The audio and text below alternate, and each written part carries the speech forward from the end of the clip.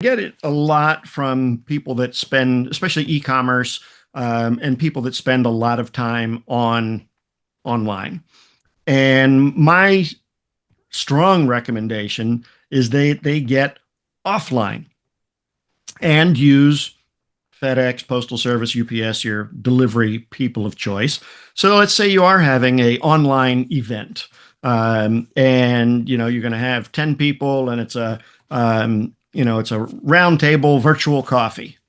Well, that's nice, but what about sending those 10 people, a coffee mug and some coffee with a nice little letter that says, "Hey, we're going to be having a coffee pretty soon. Once I've sent you everything you need now for a great cup of coffee. Go ahead and brew that thing up before we have the meeting."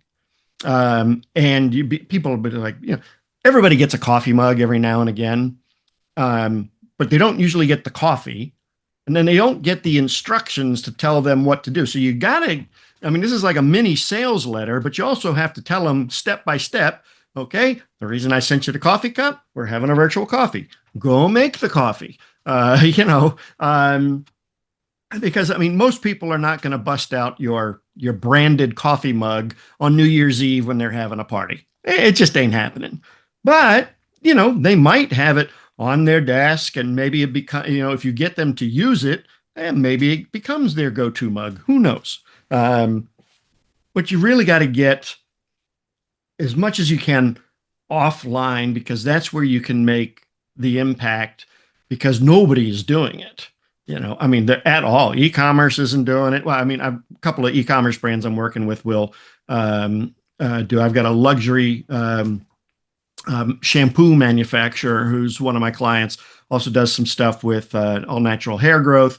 And they've put together a tremendous, it's spread out over the entire calendar year, but of individual little touches all through the mail. Now they have a product, yes, that maybe gives them a little bit of an advantage.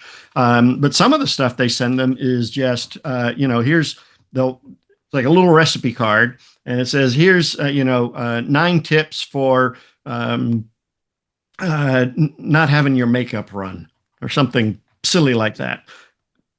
People love that stuff, and the reason they like it is it's not a sales pitch. So I mean, how would you feel if the only time you ever heard from a company is when they want money, right? That's what, the mattresses go on sale at Memorial Day. Well, they want money. You know, wouldn't it be great just to get something from a company that's not trying to sell you something? Now, of course, the phone number's on there, your logo's on there.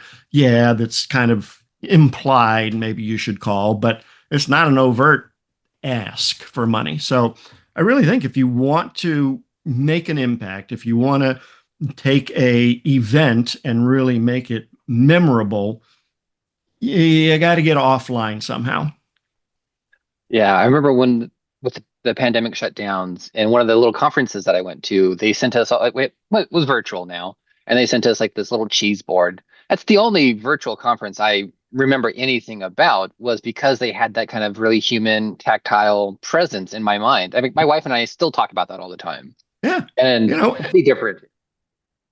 and real quick, just on gifting, since we're talking about cheese boards and coffee mugs, as I mentioned, nobody's going to bust that thing out, for a party.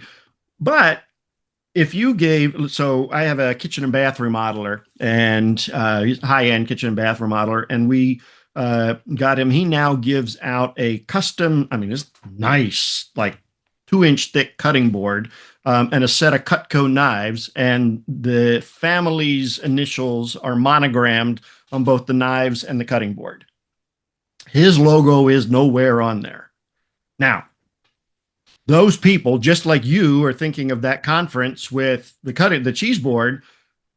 Every time he pulls that thing out, he's thinking, "Oh my God, that guy Richard with the kitchen and I got a toilet that needs to be replaced. Maybe I'll call him."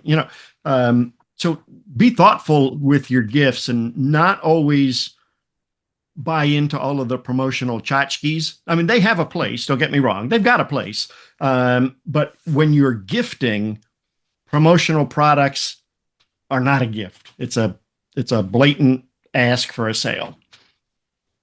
Yeah, and I've definitely taken that with my own um clients that I have where like, oh, like creating music and creating like these little trading cards for them, and whether they're guests on the podcast or just client work that I've done.